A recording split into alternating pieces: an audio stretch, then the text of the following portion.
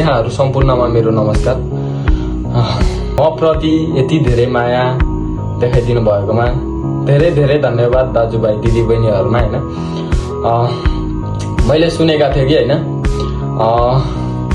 राम्रो बाटोमा हिँड्नुपर्छ हैन, जस्तो सुकै परिस्थितिमा पनि हैन, साथ मतलब आफ्नो लक्ष्य राम्रो बाटो छोड्नु हुँदैन, साथ दिने त भेटिहालिन्छ नि भनेको मलाई त्यही फिल हुँदैछ कि जसलाई हुन्छ नि म एक्लो हिँडिरहेको, म एक्लै डेडिकेटेड मतलब एक्लै गर्छु भनेर सोचेका थिएँ र म गरि पनि रहेको थिएँ र एक्लै असम्भव भइरहेको थियो मलाई गर्न। र यो असम्भव हुने ठाउँमा हजुरहरू दिदीभाइ दाजुबहिनी हजुरहरूले सहयोग यति माया देखाइदिनु भयो, मलाई यति माया देखाइदिनु भयो, त्यसको लागि म धेरै आभारी छु हैन।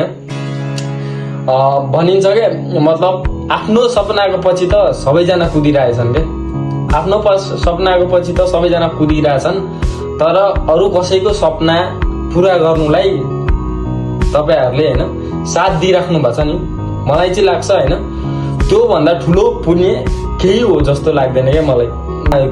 उहाँहरूले सहयोग गर्नु भएको छ, उहाँहरूको लागि मैले जति शब्द जति प्रशंसा गरे पनि हैन, मैले जति प्रशंसा गरे पनि कम छ के। र मैले धेरै भन्नु थियो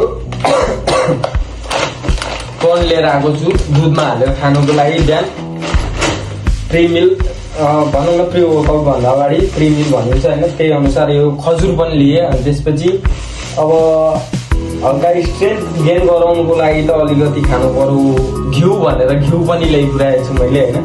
हजुरहरूले माया दिनु भएकोमा धेरै धेरै धन्यवाद। म कति जति शब्द भने पनि कम छ, त्यसैलाई हैन यति माया देखाइदिनु भोलि थ्याङ्कफुल छु म।